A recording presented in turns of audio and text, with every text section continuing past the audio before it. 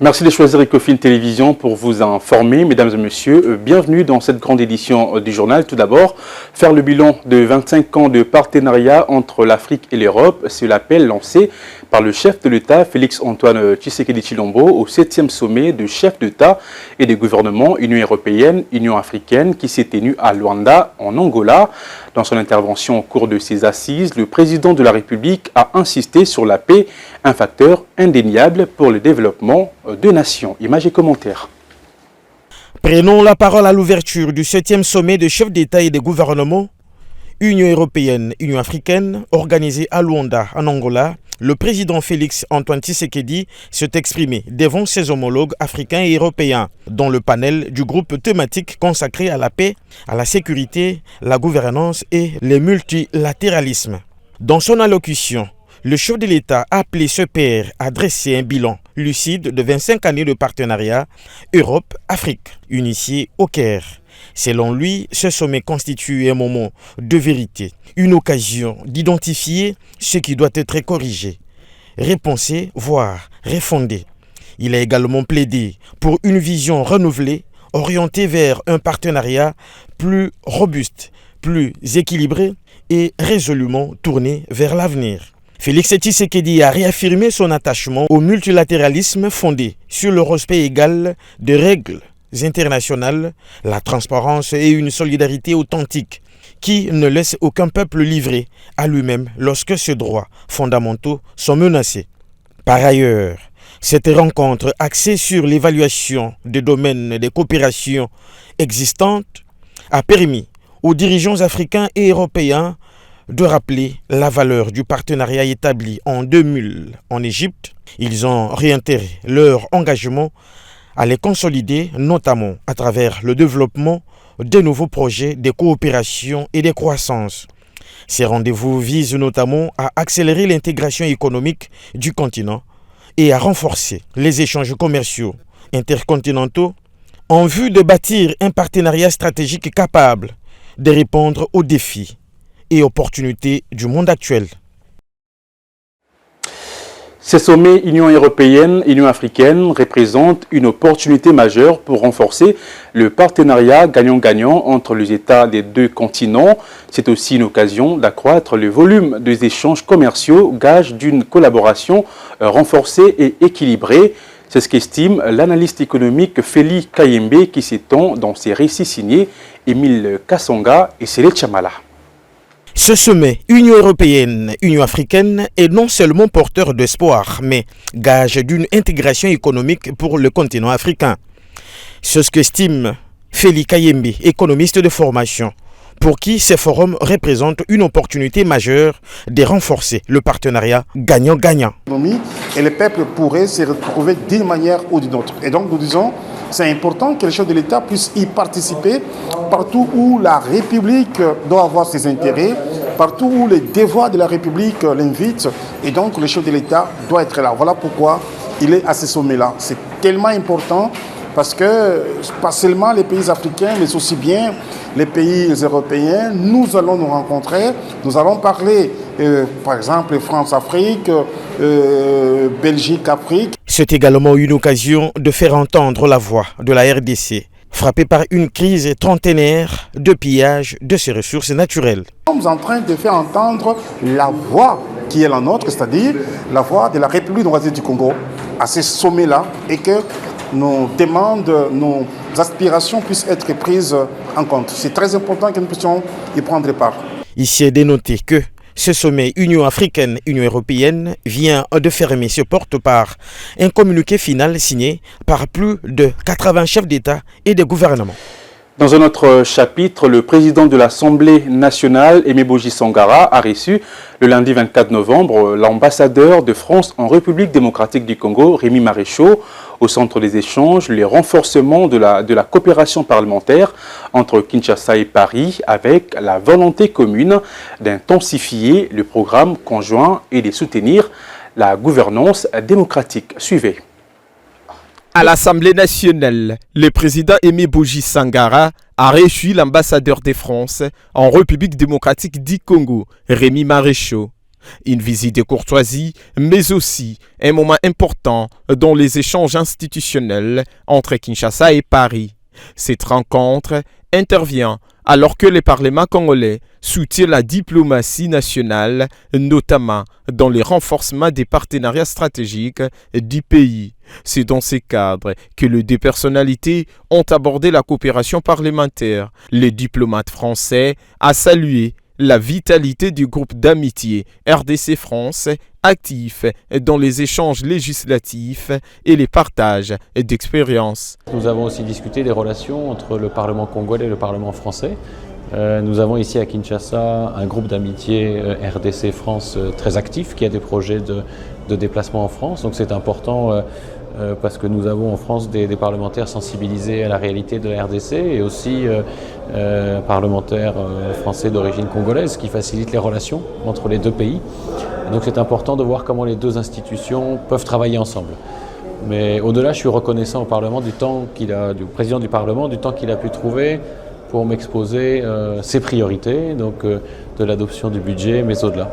Pour sa part, le président Aimé Boji Sangara a réaffirmé la disponibilité de l'Assemblée nationale à travailler en synergie avec les partenaires internationaux de la République démocratique du Congo, rappelant le rôle essentiel du Parlement dans la consolidation de la démocratie.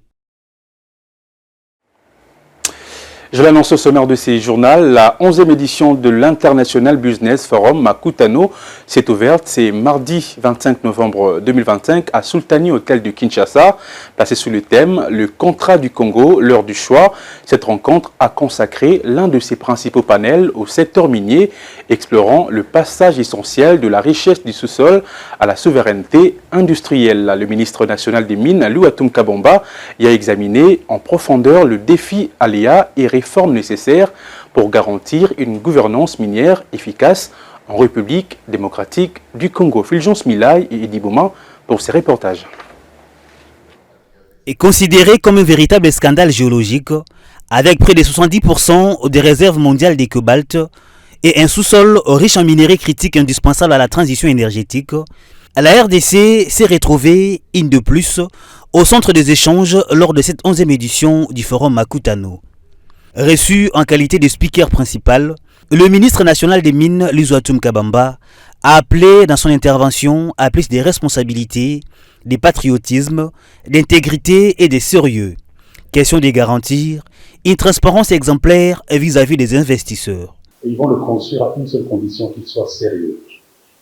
Sérieux, ça veut dire très simplement ceci.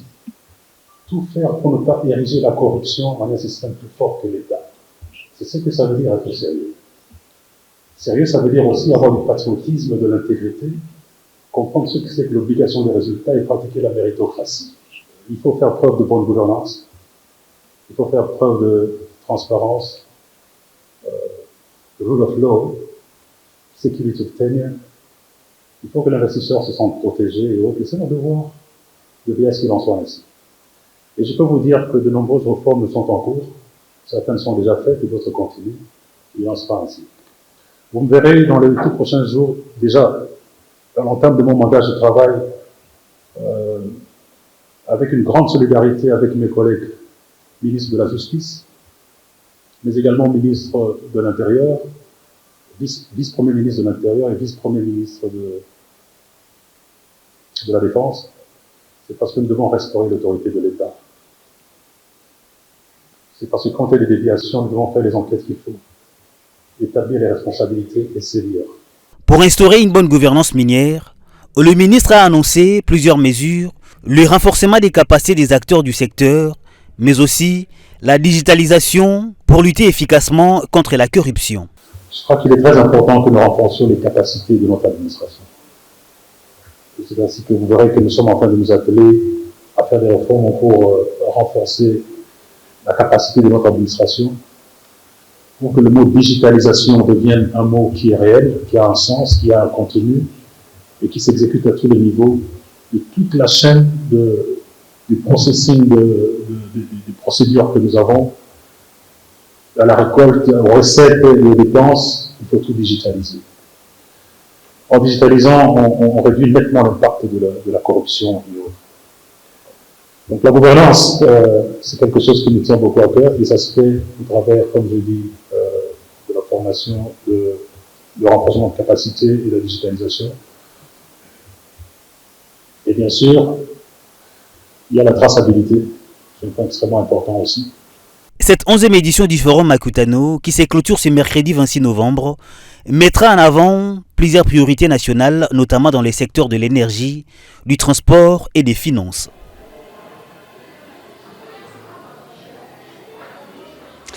Parlons santé dans ces journaux. Coup d'envoi de la campagne nationale d'introduction du vaccin combiné rougeole-rubéole en République démocratique du Congo. Cette cérémonie couplée au lancement de la campagne nationale contre la poliomyélite a connu le lundi 24 novembre la participation de partenaires financiers et techniques de la RDC, à l'instar du Gavi, dont le portefeuille pour la couverture vaccinale s'élève à plus de 2 milliards de dollars américains. Igor Buoka. Cette double campagne, lancée par le ministre de la Santé publique, a connu la participation des différents partenaires financiers techniques de la République démocratique du Congo. Samuel Roger Kamba a tout d'abord salué les soutiens stratégiques de Gavi, dont le portefeuille pour la couverture vaccinale s'élève à ce jour à plus de 2 milliards de dollars américains. Depuis 2001, Gavi a mis dans notre pays presque 2 milliards de dollars, ce qui nous fait plus de 100 millions de dollars environ chaque année pour que nous ayons des vaccins pour protéger nos populations. À cet accompagnement de l'Alliance du vaccin, dont la directrice exécutive séjourne à Kinshasa, s'ajoute celui d'autres structures internationales. Mais je remercie aussi tous les autres partenaires qui nous accompagnent, notamment l'OMS, l'UNICEF, ainsi que tous ceux qui ne sont pas représentés ici aujourd'hui, mais qui nous accompagnent dans l'amélioration des chiffres. Le numéro 1 de la santé publique est revenu sur les enjeux de ces campagnes. Et avec l'introduction de ce vaccin contre la rougeole et contre la rubéole, nous allons résoudre ce problème. Pendant que nous allons lancer cette campagne contre la rougeole et la rubéole, nous allons aussi lancer la campagne contre la poliomyélite dans le reste des provinces. 7 donc pour rougeole-rubéole et le reste, nous faisons d'abord la vaccination contre la poliomyélite. Avec ces deux campagnes complémentaires, la RDC franchit une étape majeure pour renforcer l'immunité collective et prévenir les épidémies. Je l'ai également évoqué au sommaire de ces journaux. À Kinshasa, les autorités provinciales renforcent les mesures régulant la circulation des tricycles et taxis-motos souvent impliqués dans des accidents ou à l'origine des embouteillages. Une note du ministre provincial des Transports rendue publique le lundi 24 novembre 2025 interdit l'accès de ces engins roulants à plusieurs grandes artères de la capitale sous peine de lourdes amendes. Ben Chokuta et Ruben Manata pour ces reportages. Les tricycles utilisés pour le transport de personnes et de biens sont désormais interdits de circulation sur 11 grandes artères de Kinshasa. S'agissant de taxi-motos, leur circulation, stationnement et exploitation à des fins de transport sont strictement interdits dans la commune de la Gombe. C'est ce qu'annonce la note émise par le ministre provincial du Transport. À réduire des accidents de circulation routière et à fluidifier la mobilité urbaine. Ben Briambouyi, le chargé de communication du ministre provincial du Transport, s'étend ici sur la portée de cette nouvelle réglementation. Il faut que les gens sachent que cette interdiction ne s'agit pas d'une oppression que l'on fait aux motocyclistes qui sont de partenaires de la ville de Kinshasa dans le sens où ils contribuent à transporter des centaines, des milliers de quinoa tous les jours et donc ce sont des partenaires de la ville. Mais vous savez, l'autorité politico-administrative a de responsabilités et parmi ces responsabilités, c'est assurer la sécurité, assurer l'ordre public, assurer surtout la sécurité routière. Et c'est dans cet ordre d'idée que cette circulaire portant réglementation a été prise. La circulaire rappelle ce qui existe déjà, même si la circulaire réajuste justement les limitations qui ont été faites. Toutefois, la province autorise les taxis-motos à circuler sur 11 axes bien définis à travers la ville. Une mesure que de nombreux conducteurs, appelés communément Wewa, jugent injuste. Nous nous posons toujours des questions. Pourquoi interdire la commune de la Gombe? Nous sommes en ordre avec tous les documents qu'ils demandent. Nous ne faisons que rendre service à la population. Il y a des courses urgentes qui ne demandent que la moto. Donc, cette interdiction n'est pas la bienvenue pour nous. Concernant la Gombe, ce n'est pas la première fois qu'une telle restriction est prise. Mais cette fois-ci, des sanctions plus sévères sont prévues pour le contrevenant. Des amendes allant jusqu'à 500 000 francs, la saisie de la moto et une mise en fourrière de 15 à 30 jours. Autre chose dans ces journaux, la manipulation abusive du taux d'échange par les opérateurs économiques à l'approche de festivités inquiète plusieurs vendeurs et consommateurs, ce malgré le mise en garde de la Banque centrale du Congo contre toute pratique spéculative du cours de change.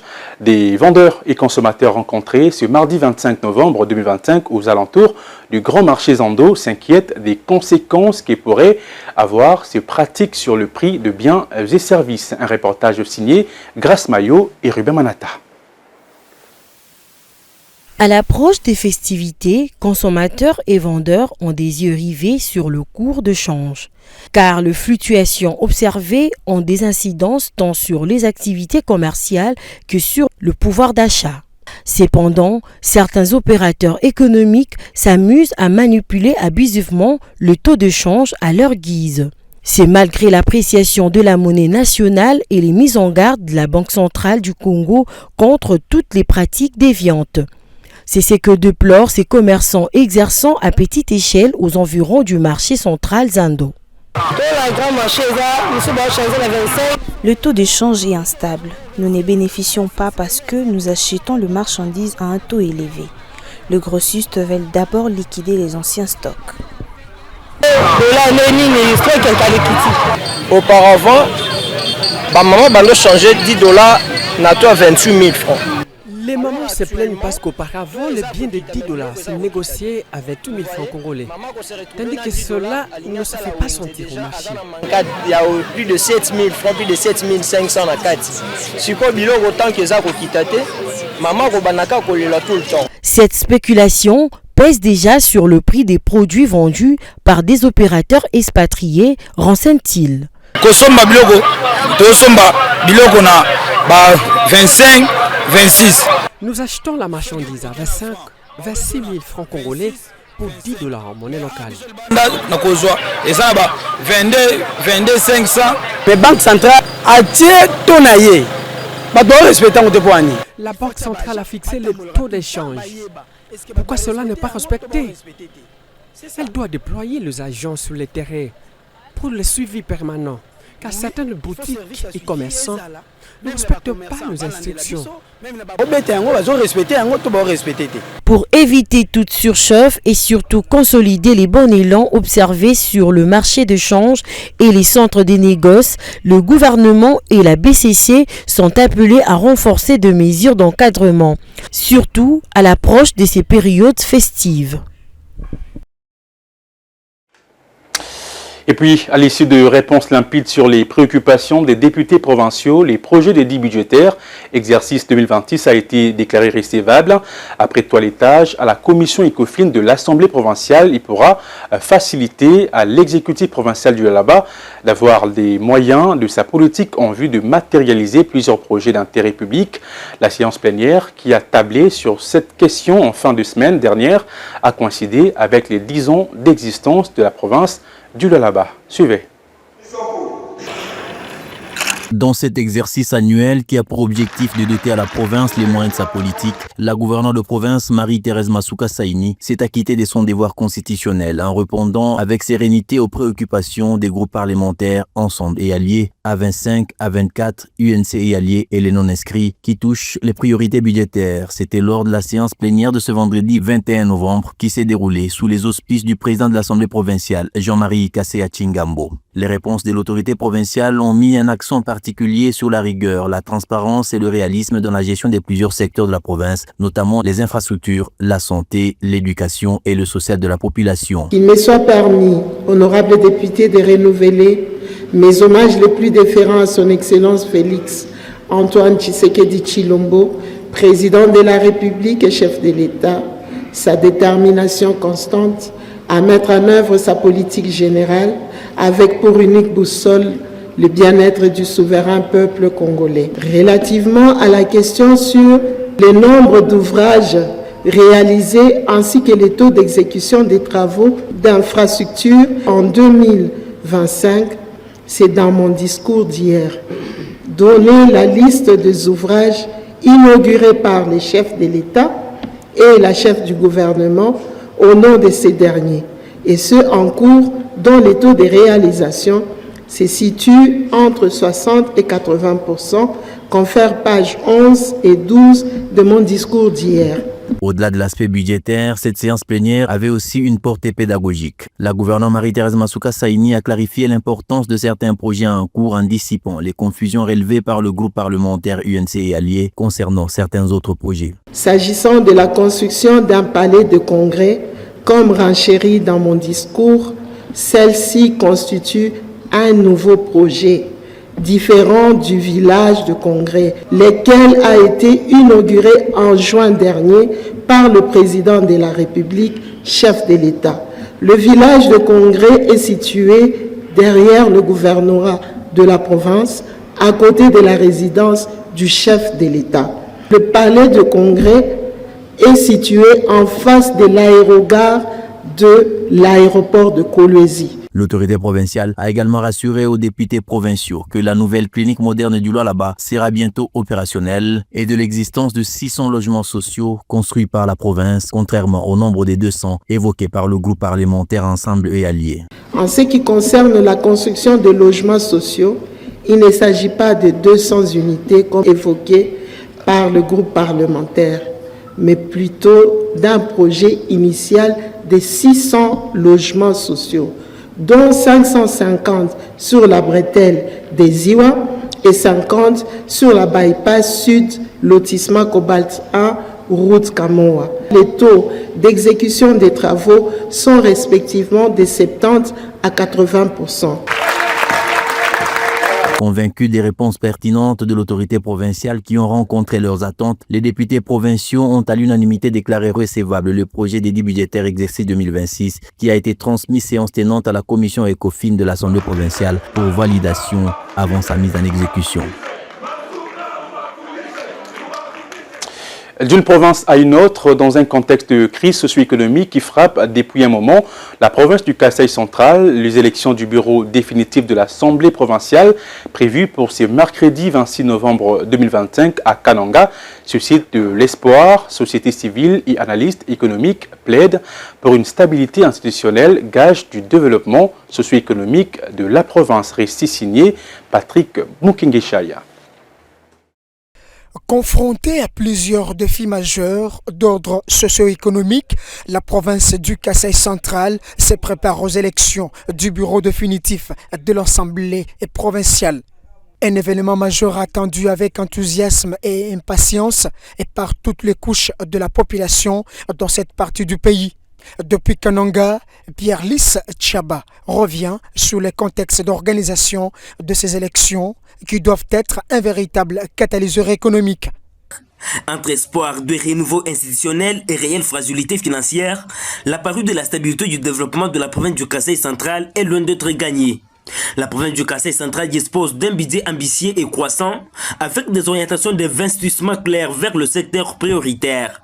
Cela montre une vision du développement. Cependant, la faible réalisation des recettes propres, le risque de mauvaise gestion et des conditions d'infrastructure très faibles limitent la capacité à transformer ces budgets en développement concret. Avec de faibles recettes, la situation économique de la province du Kasaï central reste critique. Ces élections sont déterminantes pour l'avenir de la province, estime Thomas, un analyste économique. La province du Kasaï central fait face à une situation économique fragile, marquée par un très faible taux de mobilisation des recettes internes, une dépendance quasi totale à la rétrocession du pouvoir central, ainsi que des difficultés persistantes dans la gestion et l'exécution des budgets provinciaux. Alors, ces élections marquent un tournant décisif pour la stabilité politique et administrative du Kasaï central. Et par l'organisation de ces élections, les autorités publiques veulent rétablir l'ordre et le bon fonctionnement des institutions. Une volonté manifeste est par le chef de l'État dans l'une des réunions du Conseil des ministres. Ce journal est terminé, mesdames et messieurs. Merci de l'avoir suivi et bonne suite des programmes sur nos antennes. Au revoir.